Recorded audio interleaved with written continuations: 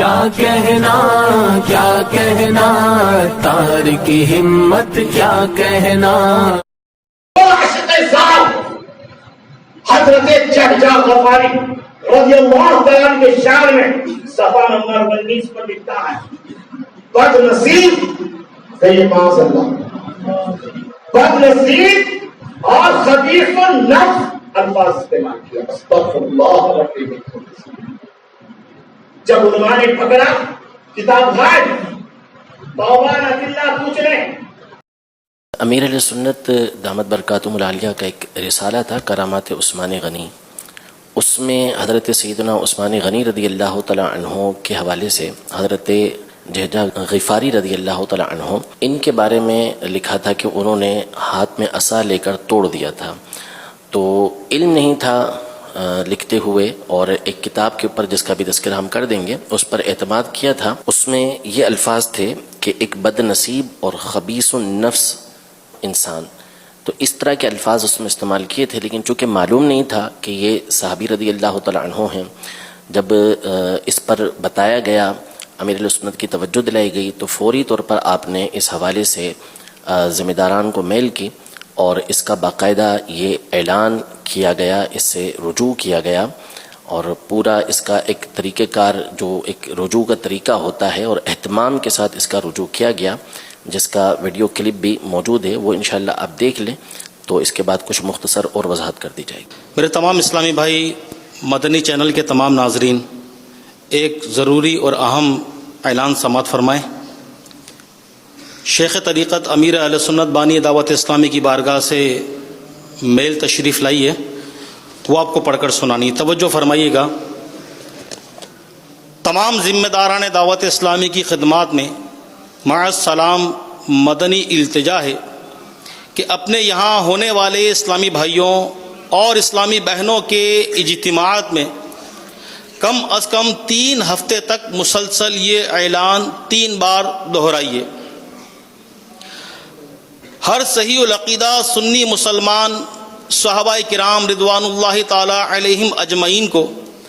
اپنا آقا و سردار تسلیم کرتا ہے، اور قصداً ان کی شان میں ہرگز گستاخی نہیں کر سکتا، بلکہ انہیں عادل، جنتی اور امت کے افضل ترین افراد ہونے کا عقیدہ رکھتا ہے، اور الحمدللہ عز و جل یہی میرا عقیدہ ہے. مگر نہایت افسوس سے عرض ہے کہ ہماری کتاب کرامات عثمان غنی میں فضائل صحابہ پر مشتمل ایک مستند کتاب سے سیدنا عثمان غنی رضی اللہ تعالیٰ عنہ کی کرامت نقل کرنے کے ضمن میں ایک دوسرے صحابی ہی کے بارے میں ایک بد نصیب اور خبیث النفس انسان جہجہ غفاری کھڑا ہو گیا کہ سخت نازیبہ کلمات نقل ہو گئے،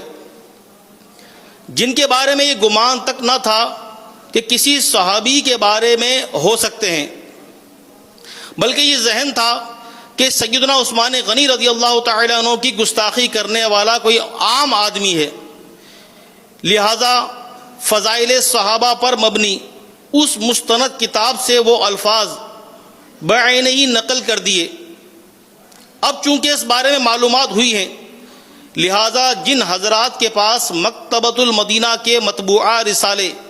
کرامات عثمان غنی اس صفحے کے 19 پر سے یہ الفاظ حذف کر لیں. جو یہاں موجود نہیں، برائے مہربانی ان تک بھی اطلاع پہنچا دیجیے. اللہ تعالیٰ جملہ صحابہ کرام علیہم رضوان کے صدقے ہم سب کی مغفرت فرمائے. مکتبۃ المدینہ کے ذمہ داران مندرجہ بالا اعلان کی ان لارج کاپی نمایاں کر کے مکتبۃ المدینہ پر طویل عرصے تک لٹکائے رکھیں. یہاں وضاحت کر دی گئی، اور یہ آپ دیکھ رہے ہیں اس میں واضح ہے کہ یہ 1 دسمبر 2011 یعنی آج سے تقریباً 8 سال پرانی یہ وضاحت اس میں کی گئی ہے. اور اس کے بعد جب اصل میں یہ کتاب جو تھی وہ اصل جو لیا گیا وہ کرامات صحابہ جو شیخ الحدیث حضرت علامہ عبد المصطفیٰ اعظمی صاحب رحمۃ اللہ تعالی علیہ کی کتاب ہے، اور ظاہر ہے کہ ایک مستند عالم دین ہے، تو ان کی کتاب سے یہ لی گئی تھی، اور پھر اصل کتاب کی طرف بھی رجوع کیا گیا تو وہ دلائل النبوہ سے اس واقعے کو نقل کیا گیا، لیکن دلائل النبوہ کے اندر بہرحال یہ الفاظ نہیں تھے۔ تو کرامات صحابہ حضرت سیدنا شیخ الحدیث علامہ عبد المصطفیٰ اعظمی صاحب رحمۃ اللہ علیہ کی جب مکتبۃ المدینہ نے چھاپی ہے تو اس میں جب تحقیق ہوئی تو پوری وضاحت دی گئی، صفحہ نمبر 91 92 پر پوری وضاحت کے ساتھ بتایا گیا، اور مصنف کی طرف سے یعنی شیخ الحدیث علامہ عبد المصطفیٰ اعظمی صاحب رحمۃ اللہ علیہ کی طرف سے بھی عذر پیش کیا گیا، باقاعدہ اس کی ہیڈنگ بنائی گئی کہ مصنف کی طرف سے عذر، کہ لکھا گیا اس میں کہ کسی عام مسلمان سے یہ تصور بھی نہیں کیا جا سکتا کہ وہ کسی صحابی کے بارے میں جان بوجھ کر کوئی نازائبہ کلمہ استعمال کرے۔ یقیناً حضرت مصنف علیہ رحمہ کے علم میں نہ ہوگا کہ یہ صحابی ہیں، کیونکہ یہاں جو معاملہ تھا وہ سیدنا عثمان غنی رضی اللہ تعالی عنہ کے عصا کے توڑنے کا تھا، جس کی وجہ سے شاید مصنف سے تسامح ہو گیا، ورنہ وہ ہرگز ایسی بات صحابی رسول کے لیے نہ لکھتے، کیونکہ مصنف نے خود اپنی کتب میں صحابہ کرام علیہم رضوان کے فضائل بیان فرمائے ہیں، جو کہ ان کے راسخ سنی صحیح العقیدہ اور عاشق صحابہ کرام علیہم رضوان ہونے کی دلیل ہے۔ تو اس میں بھی مکتبۃ المدینہ کی طرف سے وضاحت کر دی گئی کہ کرامات صحابہ میں بھی جو یہ واقعہ نقل کیا اور یہ الفاظ آئے ہیں تو وہاں مصنف نے جان بوجھ کے ایسے الفاظ استعمال نہیں کیے،